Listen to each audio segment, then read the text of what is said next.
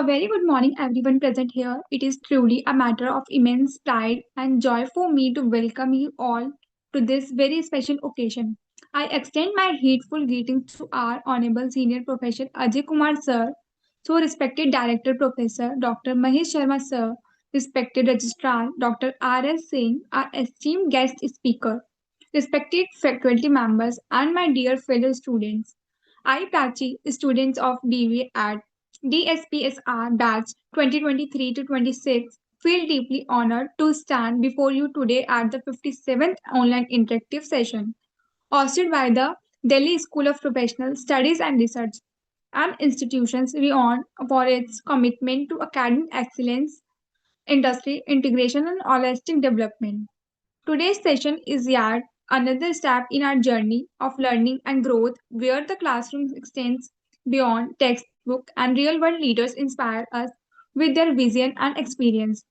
Let us embrace this movement with curiosity and enthusiasm. To commence this session on an auspicious note, let us now take part in symbolic ritual of lighting the ritual lamp. This act represents the removal of darkness and the using and wisdom and alignment. May this flame of knowledge guide us towards clarity, confidence, and success in these days ahead. Now, I request Arun sir to kindly play the virtual lamp lighting video. It is my great honor to welcome our distinguished speaker for today, Mr. Balaji sir. Mr. Balaji sir is a techno-savvy entrepreneurial leader and hands-on coder with rich experience in software organization management, product strategy, enterprise architecture, and advanced technologies like AI and machine learning. With over 6 plus, it is my great honor to welcome our distinguished speaker for today, Mr. Balaji sir. Mr. Balaji sir is a techno-savvy entrepreneurial leader and hands-on coder with its experience in software organization management and product strategy, enterprise architecture, and advanced technologies like AI and machine learning. With over 6 plus years of experience in enterprise technology, architecture, and cloud solution, and expertise in multiple programming languages, and framework. He represents the perfect blend of technical depth and strategic leadership. Balaji sir has successfully managed large-scale technology projects, designed cutting-edge SaaS products, and implemented cost-effective cloud strategy for organizations. His proficiency extends to machine learning models, enterprise architecture design, and innovation product development roadmaps, which have transformed business and accelerated growth. Apart from his technological brilliance, Mr. Balaji sir is an inspiring leader who believes in team empowerment, continuous learning, and leveraging emerging technologies to create impactful solutions. His journey serves as an incredible source of motivating for aspiring professionals. So, we are truly honored to have you with us today. You might will undoubtedly inspire us to innovate and excel.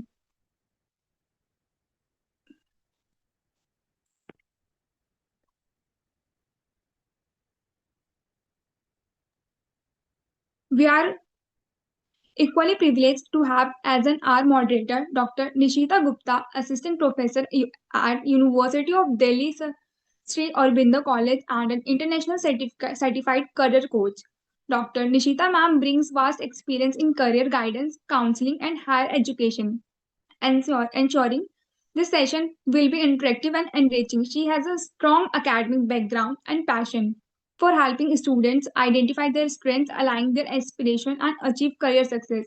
Ms. Nishita ma'am has also conducted multiple career counseling workshops, training sessions, and academic programs to guide and students towards achieving their goals and confidence. Her presence adds immense value of today's event. On behalf of DSPSR, I warmly welcome you, Dr. Nishita Gupta ma'am. Thank you, Prachi. Thank you for the wonderful introduction. Um, a very good evening, namaste. And I heartily thank the entire leadership team of DSP SSR, the Honorable President, Professor Ajay Kumar Singh, sir, and the organizing members for inviting me to moderate the session. It is indeed my honor and privilege to be a part of the Distinguished Leadership Development Program with our corporate mentor for the day, Mr. Balaji Thiruvengadam. So, as you are aware, the DSPSR family has proudly completed 25 remarkable years of academic excellence. And as a part of the grand culmination of the Silver Jubilee celebrations, today's event has been curated to provide our students with an enriching opportunity to learn from our truly distinguished guest. So it is my honor and privilege to welcome Mr. Balaji, sir, who is a visionary leader and an inspiring speaker, whose insights, I'm sure they are going to leave a lasting impact on all of us. So your remarkable experience in navigating the intersection of technology and strategy makes your perfect voice to understand the today's digital world. So, to begin with, what in your view is the most profound change that generative AI has brought to the cybersecurity landscape? Thank you, Nishita. Thank you, everyone. Before I start off with this question, and pleasure to be part of this session and the leadership program of TSR. And it's a honor and privilege, for me to be in this session today. Absolutely, I think the evolution of GenAI has transformed both. If you look at the offensive and defensive side of cybersecurity, they've massively accelerated both sides. For example, the hackers now can generate much more convincing phishing emails, deepfakes, or malicious code at a scale. Earlier, I mean, even people may get an element of doubt around some of these, phishing emails, the way it is structured, the content, and how convincing, those contents. But today, with the evolution of Gen AI, which actually makes it a lot more easier for the offensive cyber attack. And on the other side, it is also helping the defenders with probably finding, patterns at a scale and detect anomalies quite easily and automate the response much faster than before.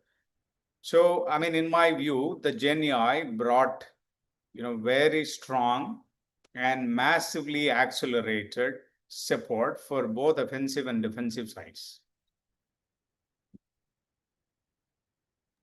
Um, that I think truly sheds light on how deeply Gen AI is reshaping our security. Building on that, I would I think our audience would also want to know that, we are witnessing a lot of real world instances where Gen AI is being weaponized in cyber attacks. So, can you please comment on that? What are your views? And do you think that we have any immediate threat in terms of it? Yeah, it is. See, I think there is a group of people who had, who also have confusions around is Gen AI, really true, or is it hypothetical, or is it a hype that are created after this OpenAI community? But in my view, if you look at it, I think the last couple of years, especially the last 1 year, there are many real world attack, and that was performed using Gen AI. So typically, what happens, so there is when there are two most common mediums where the attacks are generally performed. One is phishing. Second is sort of a malware, right? So that comes into the recipient, and so these phishings are through emails, social media, and probably it could be any kind of apps or any kind of downloadables, right? So where malwares kind of carries, and they try to look at or peep information as a first place, and then they try using some of those medium, they try to create an attack. And with Gen AI, what typically happening, and you call it something, the malwares are now becoming polymorphic. What it typically does, it actually can make the changes in such a way that it can actually fool around the detection system. Right. So any of the detection system that all these devices like mobile, tablet, laptops, or servers they carry, which identify these malwares. And now, I mean, they can really fool around those malware detection system. And I mean, there are quite a lot of recent data threats you would have come across saying, I mean, humongous data being leaked. And they were using these polymorphic malware technique. Yeah, I mean, to put it in a nutshell, it is no longer, any hypothetical thoughts. It is in action. And I think last 24 months, quite a lot of threats were identified or accelerated using Gen AI. Okay, so that's a little concerning and eye-opening at the same time. Um, my next question revolves around students and professionals. Like a lot of students, they are prepping up to get into the corporate world, and we are just curious to know that how are companies now reimagining their cyber security frameworks to defend against these evolving AI-driven threats. So, if we talk about some of the measures which are being adopted on the ground, so what are those measures and how are company dealing with it?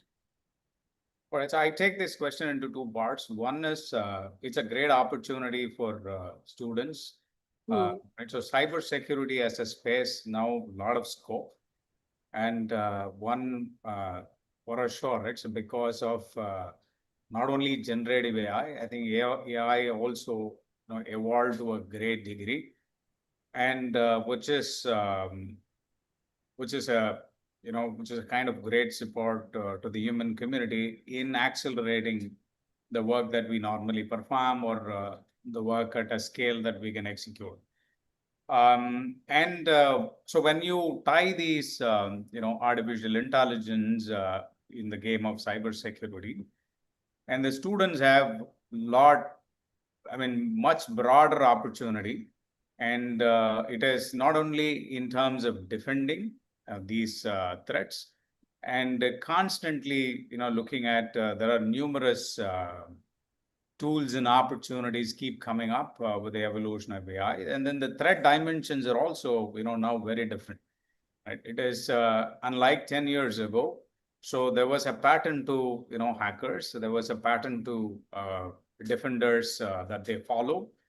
But now, and it is wide open. Right? And there are more possibilities for great innovation to come in.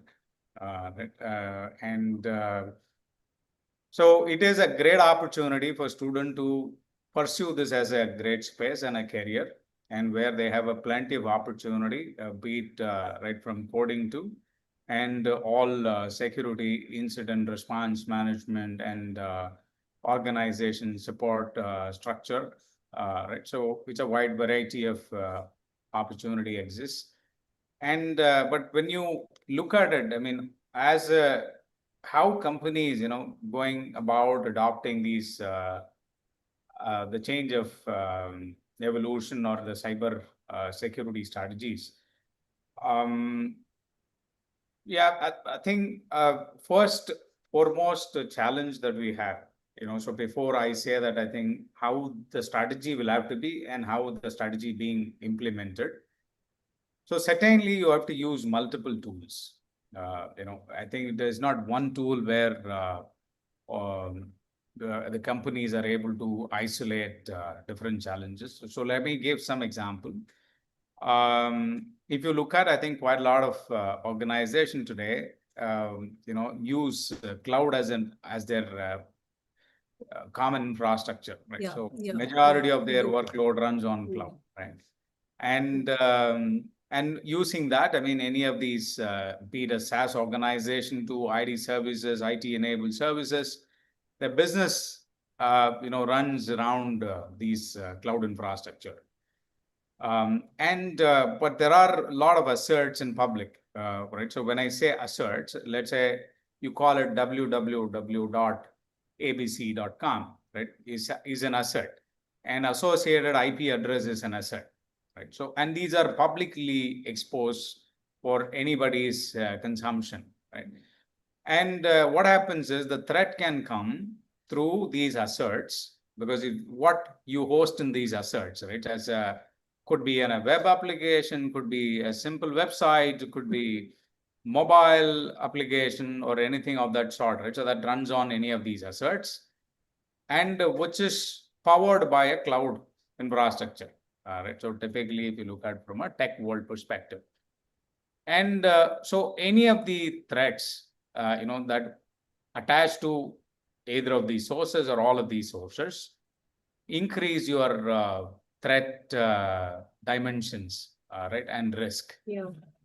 So now, in order to monitor all of them, there's no one tool, right? So I have to procure a tool to monitor cloud. Yeah. Separately, right? I have to monitor a tool, to look at the other asserts which are public, right? And then I have to have a tool which is actually what do you call, aggregating these information and try to put together a pattern or analytics or reporting, right? And then I need to have another tool which actually makes my SecOps works, right? So 24/17, who's behind the scene, working, monitoring, engaging the right team to respond at the right time. Yeah, so it is quite comprehensive today, looking at how we have to contain these cyber threat securities. But on the other side, I think Gen AI is also, supporting a lot the organization in terms of integrating all of these tools, in terms of making out necessary information. All right. So the cybersecurity maturity model, as stand today, is much easier to pursue, irrespective of these complexity. Okay, that sounds quite fancy and a little technical to go with, but yeah, you have answered that really well. Okay, so I just read, I think last year somewhere around a CrowdStrike cyber attack. Can you explain what this term is and how this attack actually happened? Oh, I know. I think it's a wide spoken cyber attack in the world of tech, and it has impacted massively. Almost, I think some stat says that almost 8.5 million, devices or systems were impacted in a day, and all of them got impacted at the same time, right? And it Okay. is like it is not a specific company had an impact. It is like numerous airlines, and you would have seen that quite a lot of international airport had to cancel Hmm. numerous flights for 24 hours, right? And the systems were the medical records in the hospitals, and insurance were stopped in the United States, for any medical emergencies, right? So people had to figure out a way to deal with it. Yeah, the CrowdStrike is a company and who provides a security software. It is Okay. more of to protect your organization. Hmm. And so typically they did a wrong software update, and where luckily there was no serious. I mean, hackers did not use this situation to make the impact more complex, but yeah, the system almost impacted multiple $1 billion in terms of cost. But yeah, the crux of the whole CrowdStrike cyber threat was the software went for a toss with the upgrade, and it has impacted quite a lot of Microsoft operating system to different systems. Yeah, I think biggest learning as a technology that I would look at from this particular incident or any organization, including educational institute, the way they have to look at. Essentially, I think we have to have a tool or products that protects the security of all the systems or interconnected system that we have. But equally, you cannot also completely rely on single vendor, uh, strategy. You'll have to figure out, what are the different contingencies that we have to run your business operation in case any of these core software goes for a toss. All right. And I think it is very essential to build a business continuity plan and have them, strongly in place. Is something that I would look at as the biggest learning from this. And of course, I think quite a lot of organization have taken serious learning from this incident. Okay, so this makes me wonder that as we can see that AI is really evolving at a very rapid pace. And like we used to see in those Transformer movies, that, the machines have really taken over humans. So can we think that these AI tools are going to outsmart the human defenders and probably create some issues in terms of cybersecurity? I would actually, it's a fantastic question. I would look at this question, into two parts. So certainly, AI, the evolution of AI, is made things more scalable and it has accelerated things much better, right? So now you can be it defending or be it attacking. So the AI powered us, with speed, right? So speed and scale. So that's something that we can do much better than or way before employing, hundreds and thousands of humans. So I would say that I think in detecting, patterns and anomalies and processing humongous data in identifying, the right pattern to isolate as a threat.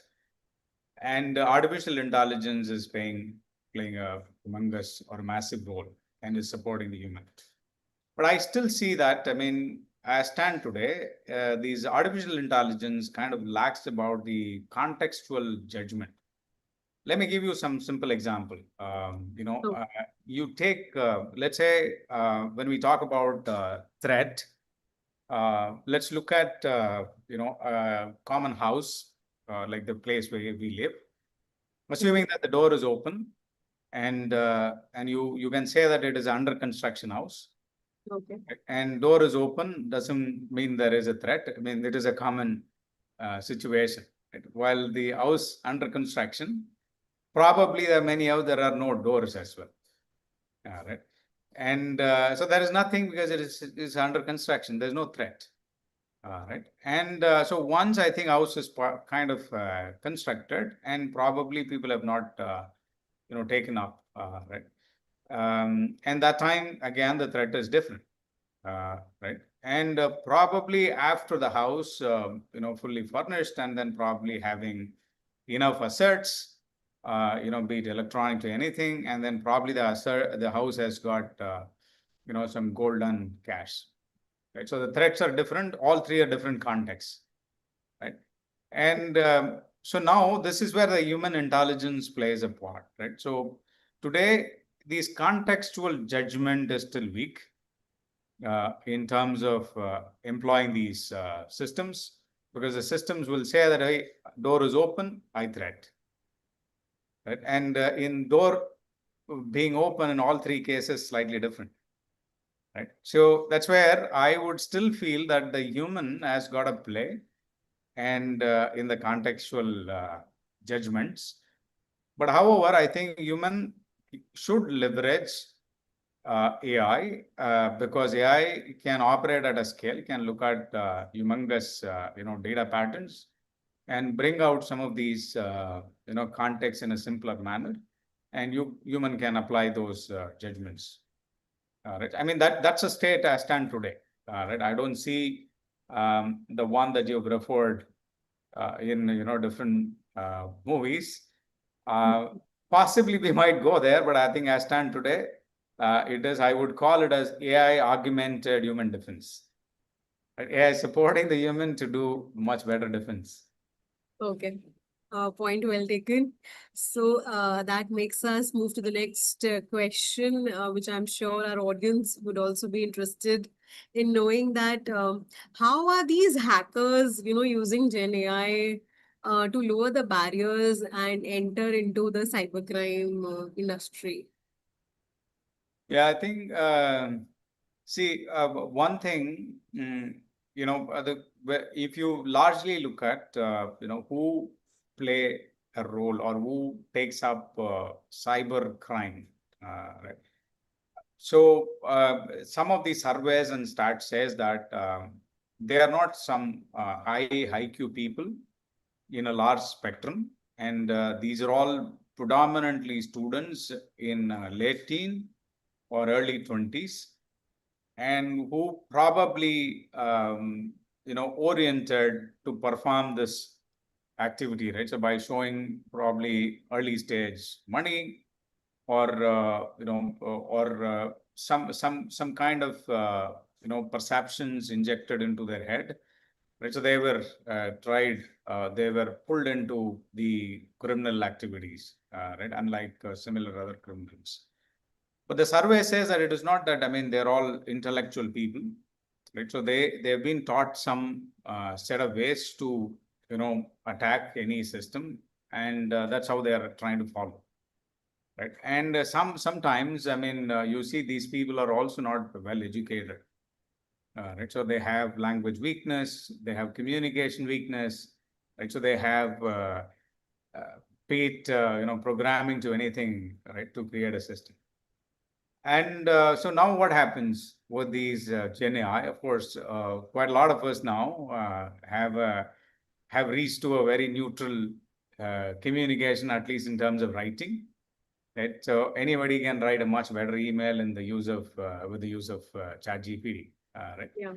So which means that some of these tools actually brought us into a more common state, irrespective of your hard work, irrespective of your learning, your background expertise, and in some of these activities, I think we can all look similar, right? So now what happened? I mean, with these the hackers, cyber crimers, right? So they are able to write more convincing phishing emails, which really look like an opportunity, for someone to try what is that, right? And they're able to write malicious code using large language models, right? And which is beyond their normal capabilities, right? Normally, and I mean, I think even if there are threats which they've never learned in from their learning model, but now on the fly they're able to learn, right? So they put together all of these threat, ask the right question to these large language models. It tells you that okay, these are the way you connect the threads, and this is how you have an opportunity to look at it, right? Yeah, I think it is very interesting, and some of the studies, interestingly, Nishida, that I could come across is that earlier it was about minimum of week to 45 days the hacker stays in the system to try and understand before they kind of make any moves, right? So which has actually come down to 48 hours, right? So Oh.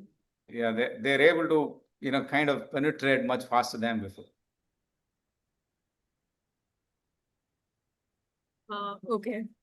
So, do you see that because of these threats, are there any new job roles that are emerging uh, in the domain of Gen AI?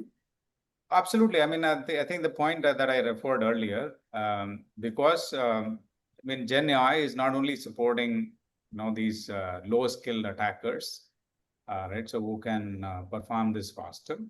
It is also supporting the defender, right? So now, how a defender would use similar, large language model, Gen AI model, and to create a, high quality fencing system. Right. And like the air fencing system that we come across in Operation Sindoor. Right. So now I see we have a great opportunity. And that's why I honestly believe that it is going to open up quite a lot of roles for a lot of youngsters to pursue. And which means that it is going to be like a AI battle on a cyberspace. So we see a new department opening up. Yeah, absolutely. I am already seeing that quite a lot of universities started bringing cyber security as a mainstream, masters, bachelors. Yeah. Okay, so I also have one of the technical questions that I have heard this phrase which is called as a prompt injection. So, is the risk of using this prompt injection, and how these jailbreaks happen in business settings? Yeah. I mean, see, that's a good point because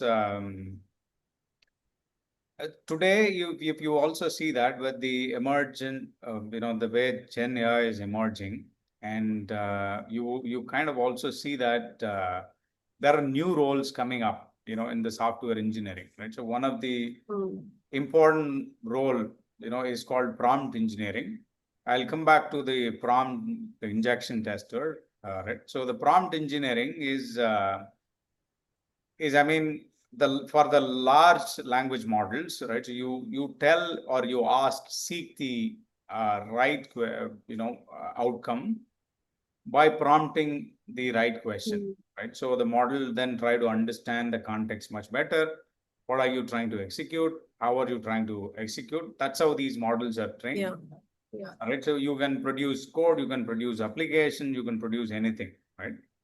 And in the world of cybersecurity, and so that's called prompt engineering, right? So prompt engineering is also, I think, for many of us to understand, especially students, is a emerging role, right? Like a software engineer, software test engineer, right?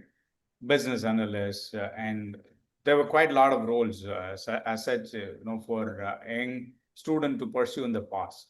So now I see that there is a role which is seriously coming across. I think quite a lot of organization in the United States are hiring in large compared to India.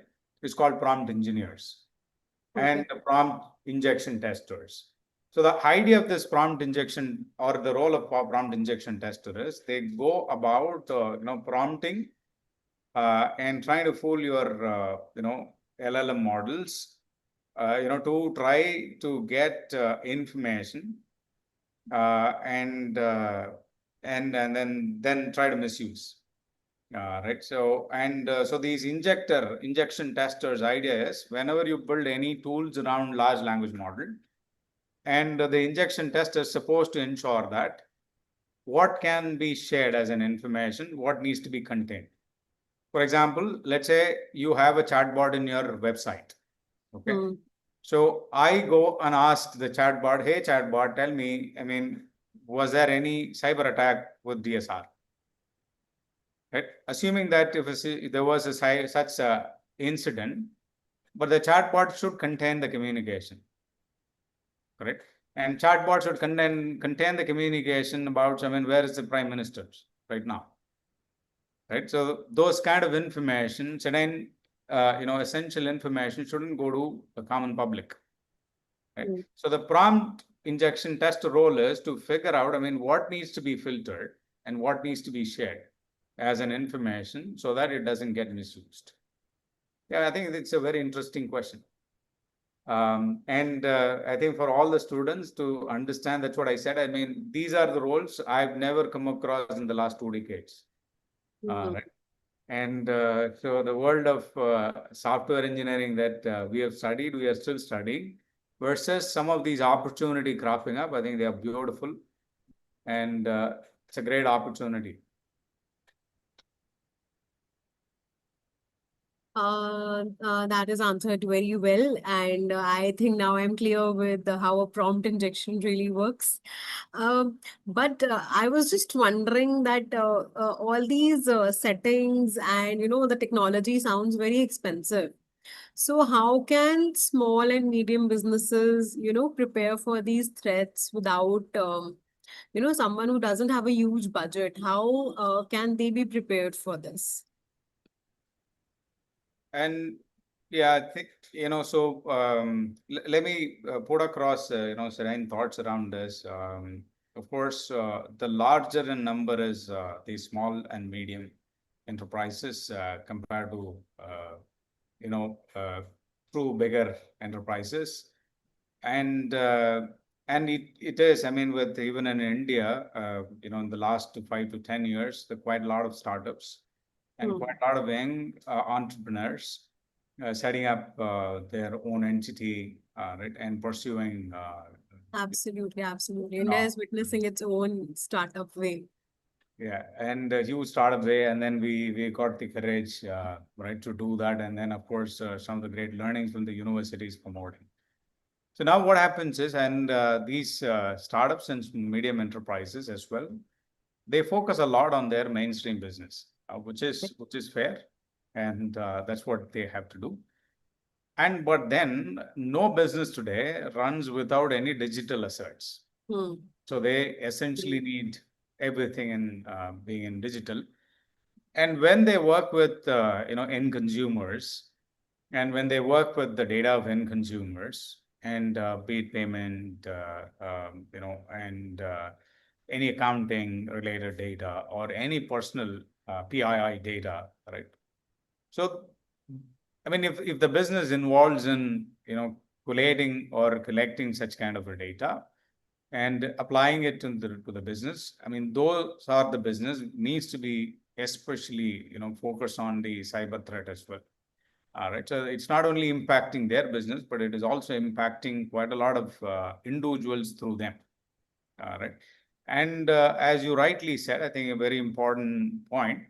Um, how do we manage the cost versus protection? Right? Hmm. What can we typically use in such a way that systems are protected? At the same time, I mean, you're not spending humongous money while you're building the business. All right. I mean, I see that. I think the expensive tools perform very comprehensive checks. All Hmm. right. And so definitely comprehensive checks today are not possible, quite possible, in a few $1,000, right? And then you'll have to really throw a lot of money. I think Yeah. you Yeah. somehow got the point right. Right. And I also honestly see that there is a big need, to empower these SMEs with more comprehensive tool at a lower price. I also see that as a great opportunity. Probably this room might have some entrepreneur who would actually also look at how can we, essentially do it. Yeah, but I think what I would also call it, right? So one, I think relying on some of these tools. Hmm. Second, we call it zero trust model, right? So while I think setting up your digital asset, create a more governing policy, build the policy of who has to access what is being stored where, and follow, basic encryptions, right? Basic masking, basic protections of all of these critical data, right? So in that way, even anything get exposed, and it is not really usable, right? So first thing is, I think zero trust, more of a policy establishment to make sure that within the small enterprises and medium enterprises who get exposed to what kind of a data, how it is being stored, how are we encrypting? right? So that's a bare minimum step that actually they can do, which doesn't cost you much.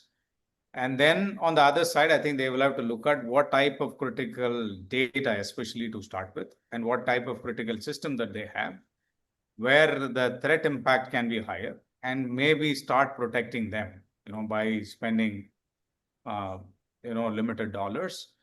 And as a conclusion, I see that I think there is a great opportunity to create much cost-effective systems for SME.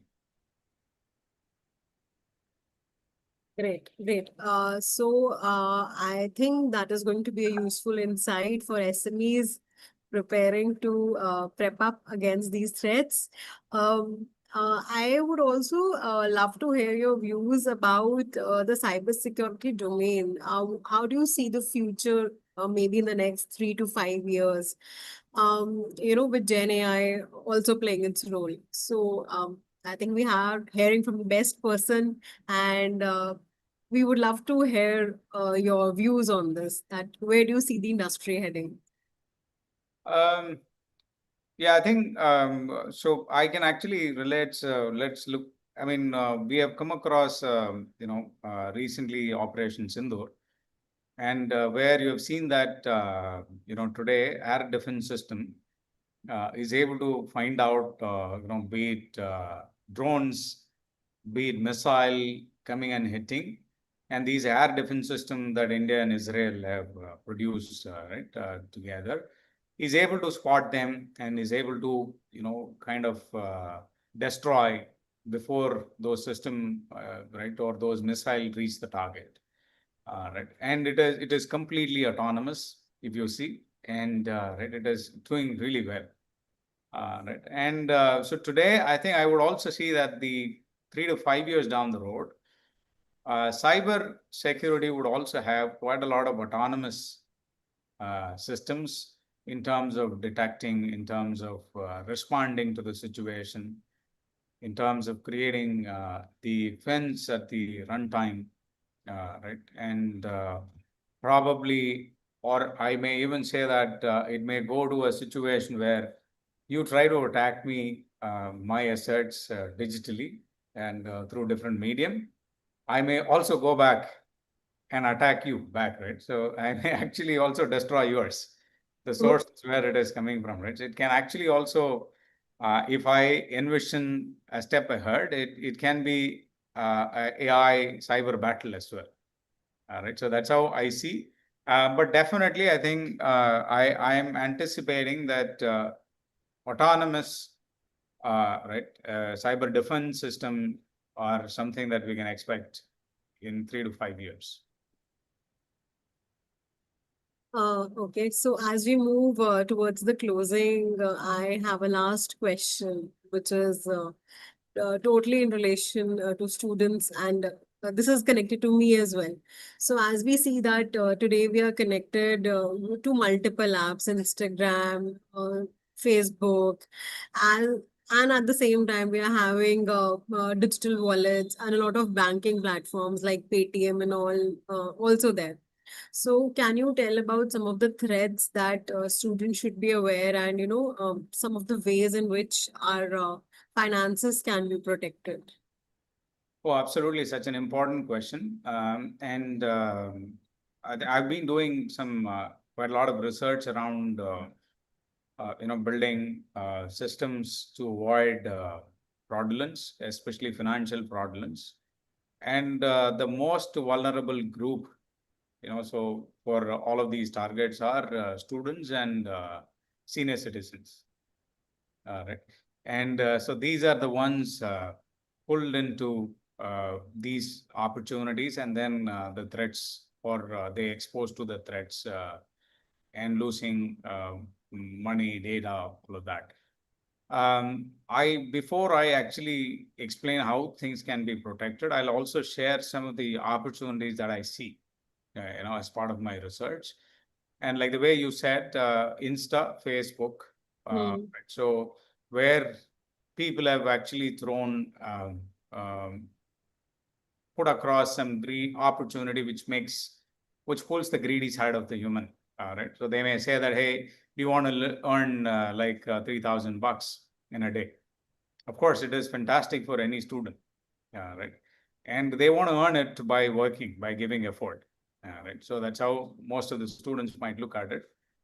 And but eventually, and it is just it is bogus, it is fake, deep fake.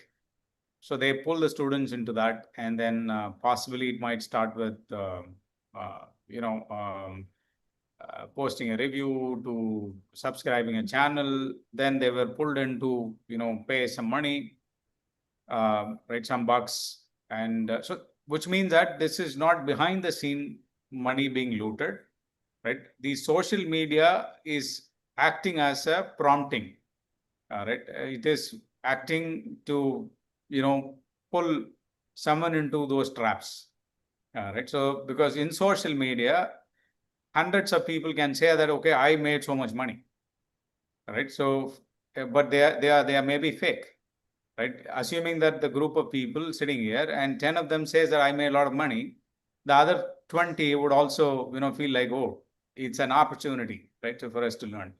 So they use these social medias to create those type of momentum to pull people into the trap.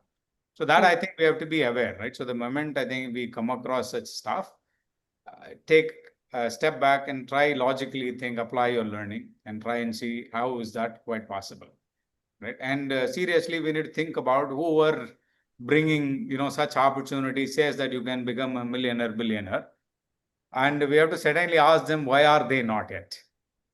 If they have an opportunity, so they can become like that, why are they not? And why the larger business community is struggling hard to make money, right? And why these kind of larger opportunity, governed opportunity like financial institutions, stocks, all of those other financial mediums not able to give the money that these guys are saying, right? So it's an important question that we need to look at it. And secondly, and there are more targeted messages that comes to people using Telegram, Signal, right? They kind of avoid WhatsApp, but I think they use Telegram and Signal because it is more a contained, apps. So these targeted messages again, try to pull you into some kind of, similar opportunity. And the third, so these are see the first two, if you look at it, is where, according to me, most of the financial threats happens in the world, which means that people using social media, people are using like these groups, exchange of information, and create an interest into something, pull them automatically, make them share everything by themselves, and on top of that, the threat happens, right? And then I think very rare cases behind the scene. For example, I mean, you go to our wrong websites, you kind of download irrelevant, executables or anything, right, onto your phone, onto your device, where you have everything kind of stored, right? So without, for example, things are stored in cookies, things are stored without a proper authentication, right? So it can be extracted. In such cases, your informations are extracted. But India actually made a beautiful secured payment model. UPI is the most secure. And you sharing a UPI ID to anybody, I don't see any threat compared to sharing a bank account, right? Bank account with your Aadhaar, with, and everything, I think it makes it more dangerous. Whereas you sharing a UPI, I think India made it more secure. And any financial transaction today we do, I think UPIs are best. And the first two are the most, threatening, where I think our awareness, our learning, right, whatever we have learned in the schools and the universities, we need to apply that. Ask some of those meaningful questions. The prompt needs to come into your head. And and protect your devices with meaningful authentication. Don't use a common passwords, easily crackable things, right? So some of those basics we follow, I think you're a lot more secure. I think students will not be facing any financial difficulty after this piece of information. Sir, now we're almost hitting time, and now it's the time to propose a formal vote of thanks. So, my Prior sincere. to that, prior to that, if there are any questions. Okay, so if there are any questions, I request the participants to please put their queries in the chat box. I have a question for Balaji. Uh, Balaji, can you tell us more about your organization, where all it is stationed, how many people, FarEye, what exactly do you do in layman terms? sure. And FarEye is a logistics software platform provider, and we globally work with clients from United States, Europe, Australia, New Zealand, Middle East, and Asia Pacific. So we have widespread of clients, and typically the retailers who ships goods to end consumers, and some of these couriers companies who carry out, they are the ones who use our software. And it's a logistics last mile delivery platform. And how big is uh, FarEye company? How big is the size? Are you FarEye based out of Bangalore? found by three co-founders based out of NCR, and our base team sits in Noida. We are 500 plus, as a size in terms of employee, and we have 200 plus customers, large customers. And let us say typically in case someone from who has had education in BCA or MCA wants to typically eye for a career in FarEye technologies, what are the skill sets you would be looking for in that person? We have been also, focusing on hiring in the last few years. FarEye has got a couple of strategies. One is, I think we support a lot on lower people coming from lower economic background, and we try to look at what are the possible ways, to absorb them into a system. And if the talent is good, and then we try to upskill them. And secondly, and we also, hire people from BCA, BSc, computer science, or MCA into three different areas. One is, I think, technical support is where we pull them, and then site reliability engineering, we try to pull them, and SecOps, which is the security side of the house. So we try to pull them as a entry level opportunity. And but then beyond that, I think these backgrounds doesn't matter as long as the talent is good, and then they are able to make a difference. So in They application deliver a lot. support, in application support, what kind of expertise are you looking at for what kind of applications? Yeah, so I mean, they have to definitely have the basic understanding of using what do you call they should have an idea about APIs, how to use Mm-hmm. APIs, right? So they should Mm-hmm. have idea to play with the databases, right? Mm-hmm. So any of these modern system to troubleshoot the system, Mm-hmm. how it is going, right? And a common understanding of all of these operating system to databases and APIs, right? And some degree of coding and automation requires for them to test, right? So like Python, any couple of programming language at least they should be good at. Right? We're not very specific about what we have. As long as they have a depth and understanding, we believe that they would be able to learn. Okay, I got it. I got it. So would you be? I don't know whether it's too early to ask, or maybe I shouldn't be asking this question. But let me ask. Uh, would you be okay with an idea where we become incubation center for FarEye technologies, where we nurture talent as per your needs? So giving the person a basic knowledge of core programming knowledges, some bit of product development, some bit of application interface, and then presenting. In case they qualify, they are part of FireEye, and we have a sort of long-term relationship between the college and FarEye Technologies? Well, certainly we can look at it. I think FarEye is already partnered with 3, 4 universities Hmm. in probably in India.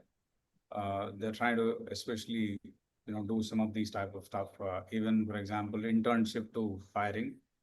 Right? And the student come in for a longer internship, and where before the internship, the university prepare them on the necessary skills and right, put forth the right and best students according to the university, evaluation criteria that they put forth to us.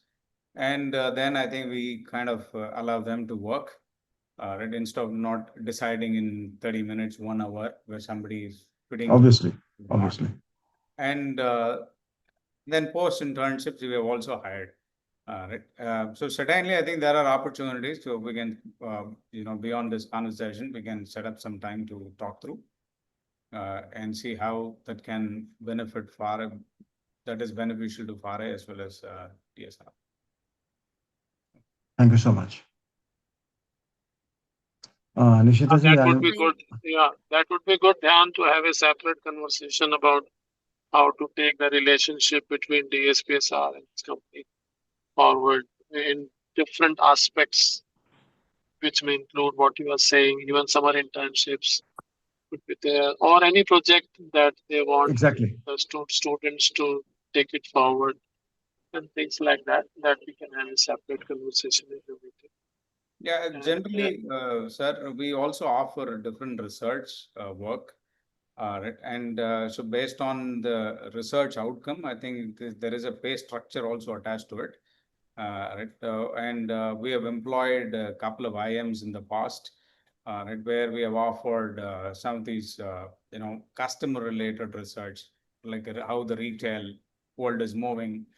Right. And then it is predominantly student uh, drives that with the guidance of a professor, and they come up with an outcome. If the outcome makes more sense, I think we have also taken that up, and then either I think we have paid the work, or we have offered a response job to some of those individuals, right? So that is something I think we have done a couple of years ago. But very recently, what we have been doing is we're pulling people into internship, and we offer them very comprehensive or competitive work, right, which is a real world application. It's not just a basic project, right? And those who are able to, really upskill themselves and then produce more impactful outcome, and they've been offered job. And similarly, I think FarEye's co-founders, especially FarEye CEO, I think he comes from a lower economic background. I think he has got a lot of inclination, to support people that sort as well. Right? And so we have recently done, FarEye's office, where these maids, office boys, or security, and so whoever has that state, and then their kids. Some of them we have got them early in once they complete their schooling or any diplomas, things like that, and then we have actually also put them into a rigorous upskilling. Right. So which is also, of course, we can't do it at a scale, but we are choosy about that every year, and then we're trying as one of our social responsibility items. that's really great to hear that. Oh, wonderful. Now we hand over back. I think the time is now there for vote of thanks. Thank you, sir, for answering that question really well. And we really look forward to a long-term relationship with you and FarEye. So moving to a formal vote of thanks, my sincere and special thanks to our eminent speaker for the day, Mr. Balaji Thiruvengadam, Chief Technology Officer, FarEye. Sir, your clarity, your examples, your real-world insights have helped us understand both the promises and the perils of Gen AI. You have taken us beyond buzzwords into the actual trenches where AI meets security, and shown that defending our digital self is not an option anymore. We are grateful for your time, your mentorship spirit, and we hope to have your continued association with DSPSR. I am also thankful to the organizers, especially Professor Ajay Kumar Singh sir, for giving me the opportunity to moderate this session. A special thanks to our faculty and administration for supporting this initiative, and to the technical team, without whom none of this could have run so smoothly. And finally, to our wonderful audience, thank you for showing up, and uh, let's keep learning. Thank you. Thank you once again. Thank Thank you for you. the opportunity. Thanks everyone for your Thank you, time. Balaji. Thank you so much. Thank you. You are a great thinker here, I swear. Very clear on everything. Very clear on everything. Very nice. It was very Thank- impressive session, actually. Thank you for your praise, sir. Thank you so much. Thank you.